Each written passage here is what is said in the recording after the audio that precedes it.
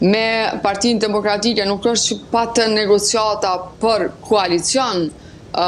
para zgjedhor, dhe më thonë koalicion në LDA, PDK dhe Nisma, për shkak se PDK është deklaruar që do të futet e vetme në koalicion në këto zgjedhje, dhe më thonë vetëm me siglen Partia Demokratike e Kosovës, por është përfol shumë që do të ketë një bashkëpunim ose një hyrje të Limajt me disa kandidat në kuadër të listës së Partisë Demokratike të Kosovës. Deri më tani nuk ka ndodhur, për shkak se pavarësisht që Limaj ka qenë njëri nga themeluesit e Partisë Demokratike, ka qenë antar, ka marrë pozicione të rëndësishme në PDK, edhe në qeveri. Edhe në qeverinë Thaçi, por për shkak të ndarjeve që i patën atë po më duket që ende nuk disa nga anëtarët e PDK-s ende nuk i kanë sheshu ose nuk kanë mundur të i kalojnë ato ndasi, pavarësisht se Limaj ka qenë i gatshëm që të futet në listën e Partisë Demokratike të Kosovës pa emrin e Nismës, pa kurrë, vetëm të futet si kandidat për deputet. Por, sipas informacioneve të mia dhe atyre që janë publike, deri më tani nuk ka diçka pozitive në këtë drejtim. Kryetari i PDK-s Bedri Hamza ka qenë brenda në një debat për media dhe nuk ka dhënë asnjë sinjal që do të ketë një bashkim ose një prurje të Limajt në PDK, kështu që është deri në këtë moment nuk ka asgjë pozitive. Dhe në anën tjetër normal me votat që i ka Lima, i cili udhëheq vetëm një komunë Malisheven, është problematike ta kaloj pragun zgjedhor dhe të futet në parlament. Në kuvend.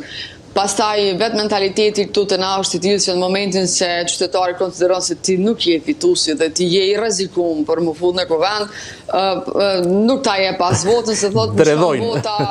kat edhe e çan votën dikun tjetër, kështu që unë dyshoj që kam marrë ato 25.000 vota për të cilat ai po pretendon se i ka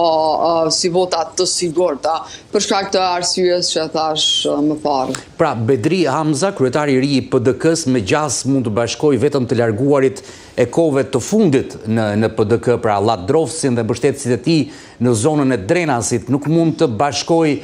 të larguarit nga PDK-ja vite më përpara, pra. Mund ta përkthejmë kështu. Po, por të sqaroj diçka.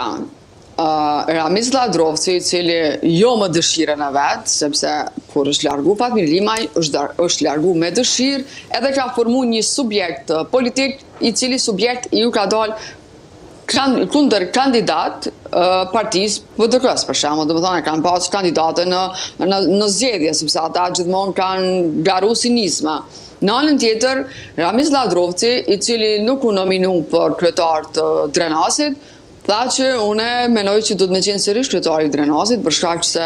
ishte shpallur disa herë kryetari më i mirë, komuna më i mirë, transparente, që ishte bërë një numër të madh të punëve të mira në Drenaz, domethënë shërbime që janë në kuadër të komunës dhe që prekin drejt për drejt jetën e qytetarit. Dhe fitoi që në raundin e parë.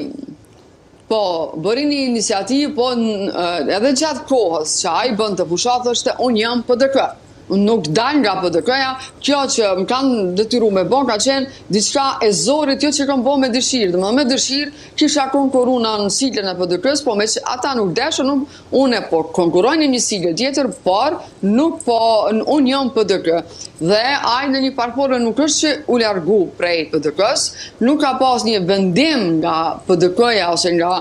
Këshilli drejtues i Partisë Demokratike që e ka përjashtu Ramiz Ladrovsin, elektorati i Drenasit është i takon Partisë Demokratike, është bastioni i Partisë Demokratike, është normale që në zgjedhjet lokale njerëzit, qytetarët votojnë shpeshherë për ata, për kandidatin që mendon që ja kryen punë, shërbimet me të cilat ata përballen në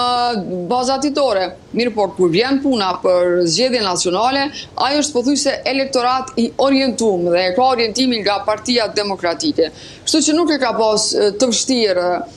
Bedri Hamza, çështjen e Drenasit edhe çështjen e Ladrovsit, pra në një takim ata janë dakorduar që Ramiz Ladrovsi të vazhdoj aktivitetin në kuadrë të Partisë Demokratike dhe drenasët e njëtë si komunë fituese e Partisë Demokratike. Ndërka Shtelima ka qenë, e thash, ka qenë një situatë tjetër, kanë qenë oponent politik, kanë ngaru bashkë, kanë ngaru kundër njëri tjetrit, pastaj Limaj në një kohë ka qenë opozit, ka bo opozit bashkë me Albin Kurtin kundër Partisë Demokratike të Kosovës, dhe këtu janë disa elemente që nashta Partia Demokratike janë dhe s'ka mujtë mi te kalu ose njerës brana Partisë Demokratike.